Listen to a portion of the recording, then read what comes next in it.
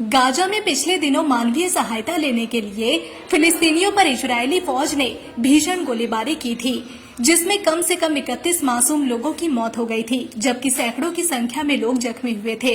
इस घटना के बाद इजरायली फौज की आलोचना हो रही थी। सोशल मीडिया पर इजरायल पर सवाल उठाए गए।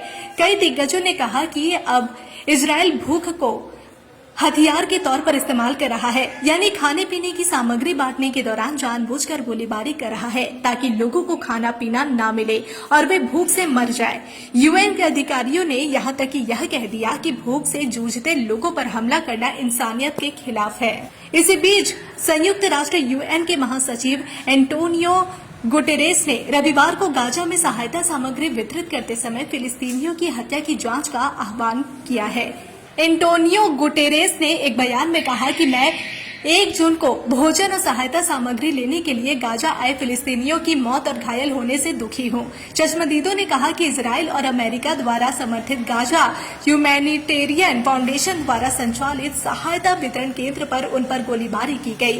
रेड क्रॉस ने कहा है कि उसके अस्पतालों ने 179 लोगों के हताहत होने की सूचना मिली है। इनमें से 21 की मौत हो गई है। वहीं हमास द्वारा संचालित नागरिक सुरक्षा एजेंसी ने इन मौतों की संख्या 31 बताई है। आपके होंगे हर सपने साकार, चालू करो अपने कपड़ों का व्यापार। मैन्युफैक्चर प्राइस में माल देंगे भैया। कुर्ती 55 से चालू हो जाता है, साड़ी 115 से चालू होता है। 15,000 प्रोडक्ट आपके लिए इंतजार कर रहा है। कब तक न्यूज देखोगे? ये समय आ गया है न्यूज बनाने के लिए। गाजा में पिछले दिनों मानवीय सहायता लेने के लिए फिलिस्तीनियों पर इजरायली फौज ने भीषण गोलीबारी की थी, जिसमें कम से कम 31 मासूम लोगों की मौत हो गई थी, जबकि सैकड़ों की संख्या में लोग जख्मी हुए थे।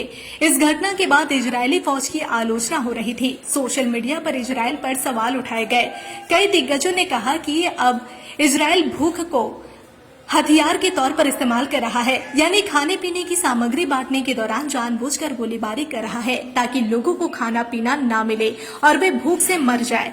यूएन के अधिकारियों ने यहां तक कि यह कह दिया कि भूख से जूझते लोगों पर हमला करना इंसानियत के खिलाफ है। इसी बीच संयुक्त राष्ट्र यूएन के महासचिव एंटोनियो गुटेरेस ने रविवार को गाजा में सहायता सामग्री वितरित करते समय फिलिस्तीनियों की हत्या की जांच का आह्वान किया है।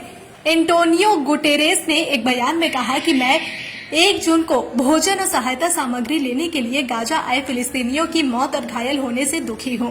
चश्मदीदों ने कहा कि इजराइल और अमेरिका द्वारा समर्थित गाजा ह्यूमैनिटेरियन फाउंडेशन द्वारा संचालित सहायता वितरण केंद्र पर उन पर गोलीबारी की गई। रेड क्रॉस ने कहा है कि उसके अस्पतालों ने 179 लोगों के हताहत होने की सूचना मिली है। इनमें से 21 की मौत हो गई है। वहीं हमास द्वारा संचालित नागरिक सुरक्षा एजेंसी ने इन मौतों की संख्या 31 बताई है।